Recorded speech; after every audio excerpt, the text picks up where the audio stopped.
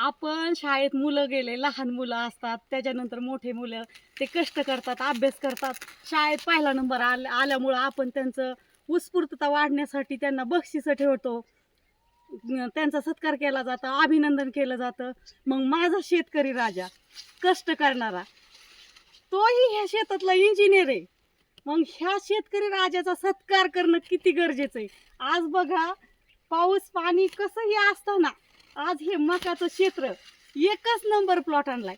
मग आहे की नाही शेतातला इंजिनियर हा माणूस? ब्रँड आहे, ब्रँड शेतकरी, वादच नाही.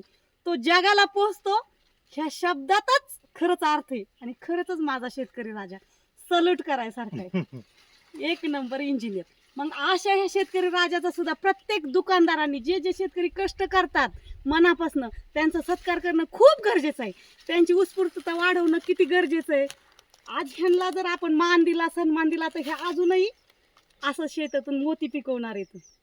नंबर 1 शेतकरी राजा जिंदाबाद.